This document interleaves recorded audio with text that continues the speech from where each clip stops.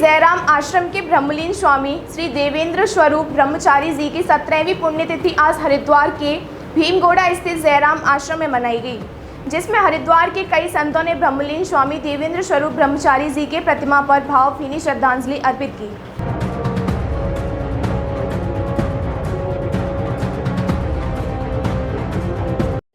हरिद्वार में ब्रह्मलीन स्वामी देवेंद्र स्वरूप ब्रह्मचारी जी की 17वीं पुण्यतिथि के अवसर पर पहुंचे कांग्रेस के प्रदेश अध्यक्ष गणेश गोदयाल ने कहा कि श्री देवेंद्र स्वरूप ब्रह्मचारी जी संतों के लिए एक प्रेरणा स्रोत थे। उनके द्वारा सभी क्षेत्रों में जनहित के लिए अनेकों कार्य किए गए। ब्रह्मलीन स्वामी सदा ही समाज के उत्थान के लिए निरंतर प्रयासरत रहते थे और लोगों को परोपकार करने की भावना से भी प्रेरित करते थे। इस मौके पर पहुंचे आम आदमी पार्टी के मुख्यमंत्री पद के उम्मीदवार कर्नल अजय कोठियाल से जब पूछा गया कि प्रदेश की दो बड़ी राजनीतिक पार्टियों के बीच आम आदमी पार्टी किस तरह से अपना वर्चस्व बनाएगी और पिछले दिनों उत्तराखंड दौरे पर आए दिल्ली के मुख्यमंत्री और आम आदमी पार्टी के राष्ट्रीय संयोजक अरविंद केजरीवाल ने उत्तराखंड प्रदेश के अंदर 300 यूनिट बिजली मुफ्त देने की घोषणा की थी। ऐसे में आम आदमी पार्टी के मुख्यमंत्री पद के उम्मीदवार कर्नल अजय कोठियाल ने कहा कि अब प्रदेश की जनता प्रदेश के अंदर बदलाव चाहती है और यह बदलाव भी आम आदमी पार्टी को जिताकर लाना चाहती है। एक सवाल के जवाब में उन्होंने कहा कि आम आदमी पार्टी जनता के मुद्दों को लेकर चुनाव लड़ेगी और जनता के हित के कार्यों के लिए लड़ेगी।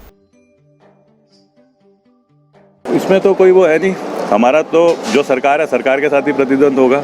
अब कोई कुछ बोले तो ये ना सब पॉलिटिकल स्टेटमेंट्स होते हैं। अगर आप देखेंगे बीजेपी सरकार में है, बीजेपी को अपना काम करना चाहिए।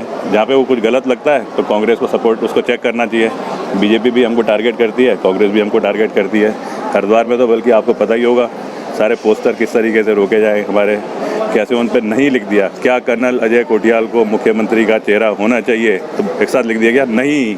मतलब अगर दोनों हमको क्वेश्चन कर रहे हैं तो इसका मतलब तो प्रतिद्वंदी वो हमको मांग रहे हैं। लेकिन हम उससे ज़्यादा दूसरी चीज़ ये है कि जो हमारे कैंपेन के तरीके हैं उसके ज़रिए हम सबको समझाएंगे इलेक्शन से पहले तक कि कैसे जो मुद्दों की बात हम कर रहे हैं उन्हें ग्राउंड पे कैसे अमल करेंगे।